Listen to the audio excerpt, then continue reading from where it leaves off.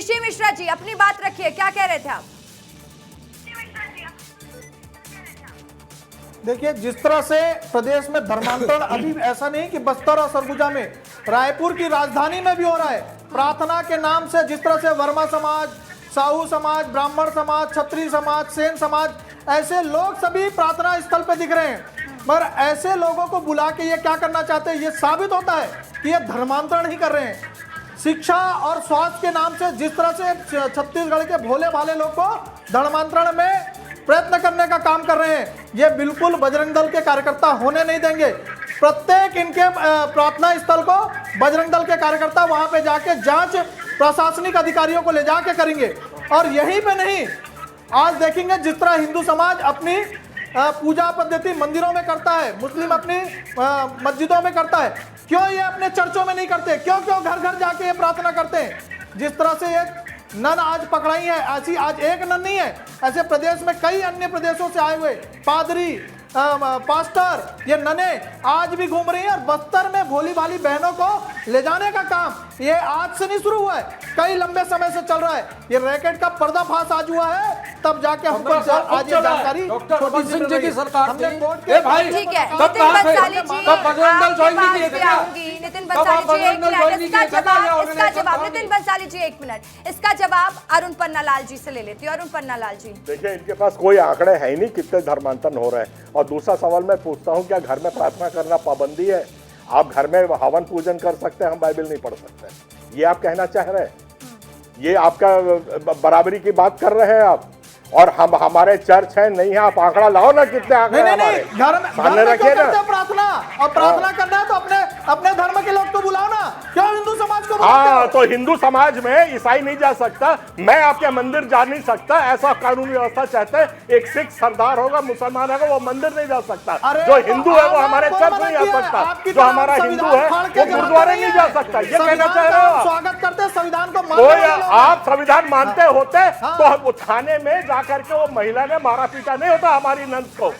हमारे नन को उसने पीटा है, थप्पड़ से मारा है। अब सारी कल खुलेंगी, अरे सब खुलेगा अभी। अब वो बाहर हो गए, एफिडेविट होगा। एसी टू टायर में ले जा रहे थे, क्यों नहीं लेके जाएंगे? हमें दम है ले जाते हैं, बहनों को ले जाओ। जी हाँ, हम बहनों की इज्जत करते हैं, इसलिए एसी ऊपर जाते हैं। आपके माँ ये तो यही तो धर्मांतरण है। छत्तीसगढ़ को अगर केरल बनाना चाहते हो तो भूल जाओ, छत्तीसगढ़ को केरल नहीं बना पाओगे। का कार्यकर्ता हिंदू समाज है, 2 सालों समझ छत्तीसगढ़ से गायब। ये ध्यान रख लेना, कान खोल के सुन लेना, बजरंग दल का कार्यकर्ता यहाँ कन्वर्ट होने नहीं देगा हिंदू समाज को। तो ये जो रैकेट फैला रखा है, इस रैकेट को तोड़ेगा बजरंग दल का कार्यकर्ता। ऋषि मिश्रा जी ठीक है, जब आपसे अब जवाब मांगा जाएगा तब जवाब दीजिएगा। नितिन बंसाली जी देखिए, जिस तरीके से कानून को हाथ में लेकर हम बजरंग दल के लोग बर्दाश्त नहीं करेंगे, हम वहां पर जाकर जांच करेंगे। ये पुलिस है क्या? राहुल गांधी पुलिस है क्या? कि वोटर इलेक्शन कमीशन को नहीं देते हैं? और ये तो नरेंद्र मोदी राहुल गांधी बोलते हैं कि ईसाइयों को कार्रवाई करते हैं। राहुल गांधी को खिलाने पे आमंत्रित, राहुल गांधी को गुंडागर्दी करते हैं। यदि कांग्रेस पार्टी गुंडागर्दी करती है, ईसाई समाज बगल गुंडागर्दी करते हैं, तो आप लोग उस पे गुड़ दे रहे हैं या क्रिसमस डे पे क्या करो? उज्जवल जी आपके पास आ रही हो, एक एक करके बात रखिए। उज्जवल जी आ रही हो आपके पास, एक एक करके बात रखिए, ऐसे डिबेट नहीं हो पाएगी। नितिन बंसाली जी आप अपनी बात रखिए, उज्जवल दीपक जी फिर आप अपनी बात रखिएगा। मोटा अनाज के दावत पे मोदी जी ने ईसाई समाज के लोगों को आमंत्रित किया था, मोटा अनाज खिलाया था उनको, मिलेट्स और सब। तो क्यों करते हो भाई? ठीक है, इतनी नितिन जी जवाब दीजिए, छत्तीसगढ़ में धर्मांतरण हो रहा है कि नहीं हो रहा है? नितिन जी चिल्लाइए मत, जवाब दीजिए, छत्तीसगढ़ में धर्मांतरण हो रहा है कि नहीं हो रहा है? सरकार किसकी है? भाजपा की है। सुनिए ना, कांग्रेस की सरकार में हुआ कि नहीं हुआ? कांग्रेस की सरकार में हुआ कि नहीं हुआ? बात करूंगा, ठीक है। धर्मांतरण बोलते हैं कि प्रलोभन देकर या जबरिया धमकी देकर या डरा कर करवाया जाता है, ठीक है। यदि प्रलोभन दिया जाता है तो कितना पैसा दिया जाता है? और ये खुद कहते हैं कि ये इंटरनेशनल फंडिंग होती है, तो इंटरनेशनल फंडिंग होती है तो ये सरकार तो भाजपा की है, केंद्र में प्रदेश में भाजपा की है, सीबीआई। ठीक है जी, मुझे समय चाहिए रहेगा। जहां तक बात है कि धर्मांतरण होता है कि नहीं, मैंने आपको बताया मैं मिशनरी स्कूल में पढ़ा हूं, सेंट जेवियर स्कूल में मैंने 11th की पढ़ाई की थी। 200 बच्चों को, जिसमें मैं शामिल था, डॉन बॉस्को स्कूल नागपुर ले जाया गया, वहां पर धर्मांतरण की कोशिश हमारे साथ हुई थी, मैंने शिकायत की, मुझे स्कूल से फेल कर दिया गया था। आज आपके बड़े चैनल के माध्यम से मैं बोलना चाहता हूं, इस बात की जांच करा लीजिए। Saint Xavier school Raipur, Salem school Raipur, Holy Cross school Raipur, Holy Cross school Ambikapur, इन सबका अनुभव है। यहाँ पर पढ़ने वाले बच्चों से पूछिए कैसे उनको क्रिश्चियनिटी में कन्वर्ट कराने के लिए प्रेरित किया जाता है। दूसरी बात,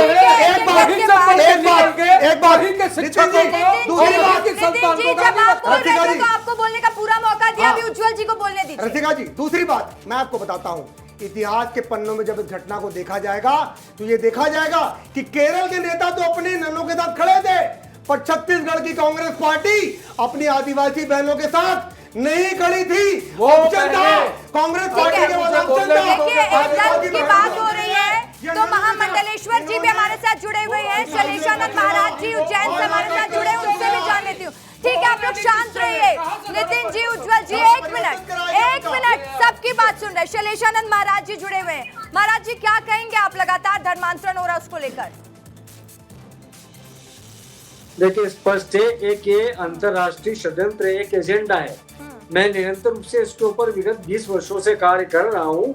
एक बात स्पष्ट आती है कि हमारी डेमोग्राफी के ऊपर इम्पैक्ट करने के लिए, हमारे यहाँ की जो पॉलिटिकल आइडियोलॉजी है उनको इम्पैक्ट करने के लिए निरंतर रूप से, आज की बात नहीं है, किसी एक सत्ता, एक राजनीतिक दल के ऊपर हम आक्षेप नहीं लगा रहे हैं। समान रूप से, निरंतर रूप से ये पता नहीं कितने दशकों से ये कार्य चल रहा है। इसके स्वरूप बदल रहे हैं, तरीके बदल रहे हैं, किंतु ये बात पक्की है कि धर्मांतरण का कार्य निरंतर रूप से हो रहा है। इनका आप देखिएगा, तरीके जो होते हैं वो तरीके बेहद शोषित वर्गों के पक्ष में होंगे। उनके अंदर जाकर के प्रचार प्रसार का मामला होगा। उसके बाद में उनको एजुकेशन के नाम पर, फूड के नाम पर, यानी कि भोजन पानी के नाम पर, चिकित्सा के नाम पर शुरुआत में बड़ा अच्छा लगता है, मानवीय दृष्टिकोण लगता है, और तुलनात्मक अध्ययन में कभी कभी यह भी लगता है कि कहीं ना कहीं भारतीयता उसके अंदर पिछड़ रही है, तो लोग आकर्षित हो जाते हैं। तो आकर्षण करने का ये जो मॉड्यूल है, ये बहुत प्रॉपर सेट एजेंडा है। इस एजेंडे से सभी राजनीतिक दलों को समझना होगा, मैं किसी एक का नहीं बोल रहा हूँ, ये सभी राजनीतिक दलों को समझना होगा कि ये धीरे धीरे करके हमारे यहाँ इंट्रूजन से, इसे हम कह सकते हैं एक प्रकार का वैचारिक अतिक्रमण है जो इस राष्ट्र की मौलिक विचारधारा के खिलाफ है।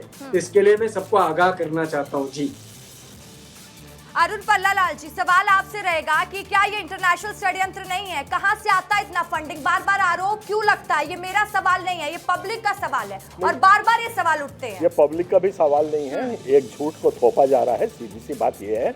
नहीं तो ये लोग 70 साल में अभी तक कोई भी गवर्नमेंट आई, कोई भी गई, आप फंडिंग रोक नहीं सकते हो। अरुण पन्नालाल जी, मतलब एक महामंडलेश्वर झूठ बोल रहे हैं। क्या बोल रहे हैं? वो कह रहे हैं इंटरनेशनल फंडिंग होती है तो महामंडलेश्वर को आप झूठा बोल रहे हैं। 200 लोगों को खड़ा कर दूंगा मैं। अरुण पन्नालाल जी, 200 बच्चों को ठीक प्रलोभन है। दिया गया था। नितिन बंसाली जी, उज्जवल दीपक जी, आप लोग, ये राजनीतिक विषय बस नहीं है, ये धर्म का विषय भी है। आप लोगों के पास भी आ रहे हो, एक करके बात रखिए। अरुण पन्नालाल जी को बोलने दीजिए। ठीक है, नितिन बंसाली जी, एक मिनट। नितिन बंसाली जी, अरुण पन्नालाल जी, आप जवाब दीजिए। मेरा जवाब है, धर्म परिवर्तन के लिए अगर पैसा मिलता है तो ये अभी तक रोक क्यों नहीं पाए हैं? आज 100 साल हो जाएंगे हमको।